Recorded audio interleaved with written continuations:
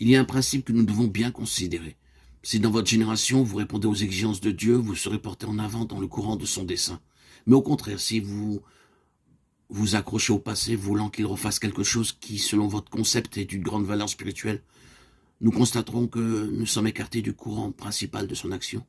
C'était une bonne chose que d'être un Luther au XVIe siècle, mais être un homme comme Luther au XXIe siècle ne pourrait certes pas répondre aux besoins actuels.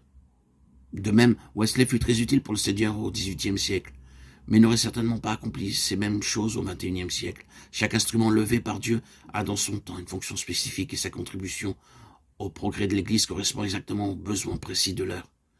Mais cet instrument ne pourrait servir à l'édification de l'Église pour l'amener à un stade plus avancé de son développement. Malheureusement, beaucoup ne discernent pas le courant vivifiant et en constante progression qui traverse toute l'histoire de l'Église. Nous avons dans ce XXIe siècle hérité des richesses des saints qui nous ont précédés et ont apporté leur contribution à l'édification de l'Église.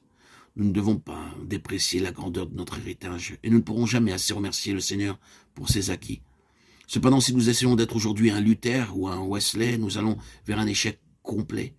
Nous serons en dessous du dessein de Dieu à l'égard de notre génération, car nous recherchons des choses du passé alors que le courant de l'esprit coule vers l'avant. Dans la Bible, de la Genèse à l'Apocalypse, le mouvement de l'esprit va toujours de l'avant. Du début à la fin, nous découvrons la progression des œuvres de Dieu. Un jour, un frère me demanda la signification de l'Épître aux Hébreux. Je lui ai demandé s'il avait remarqué les différences importantes entre ce livre et le livre des Actes. Dans le livre des Actes, la progression de l'activité divine se voit clairement.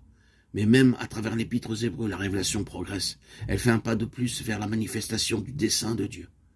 La progression spirituelle dans le livre des Actes est manifestée et la manière d'avancer de l'Esprit suit le programme clairement défini dans le premier chapitre, à Jérusalem, dans toute la Judée, dans la Samarie et jusqu'aux extrémités de la terre.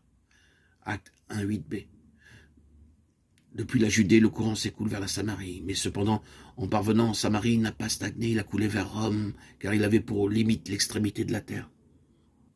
Dans cette période de ténèbres, alors que le rayonnement de la lumière qui illuminait la première église avait dans une certaine mesure été obscurci, le Saint-Esprit a continué de recouvrer la vérité perdue par un instrument puis par un autre, jusqu'à ce que tout le corps de la vérité ait été recouvré par l'Église. L'attention des saints était attirée au début du siècle sur le besoin d'un ministère corporatif et plus récemment cette vérité a été de nouveau soulignée. Mais cependant, la mise en pratique de cette vérité n'a pas été entièrement réalisée. Recouvrer la doctrine du ministère corporatif, c'est une chose. La réalité du ministère corporatif exprimée par la vie de l'Église en est une autre. Puisque c'est notre privilège d'être les héritiers des grandes richesses qui ont été recouvrées durant les quelques siècles passés, nous qui vivons dans ce XXIe siècle, nous devons assumer la responsabilité qu'un tel héritage suscite en nous.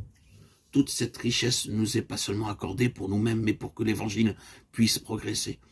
L'héritage du corps tout entier de la vérité nous met au défi d'un ministère corporatif qui contienne chaque aspect de la vérité. Lorsqu'un ministère corporatif aura été pleinement constitué, nous croyons qu'il conditionnera le retour du Seigneur. Ce n'est pas seulement la proclamation de la vérité tout entière qui est nécessaire aujourd'hui, mais c'est la manifestation de la réalité spirituelle qu'exprime la vérité. Et cela ne peut se réaliser qu'uniquement lorsque nous permettons au Seigneur de nous attirer dans le flot puissant du courant de l'Esprit.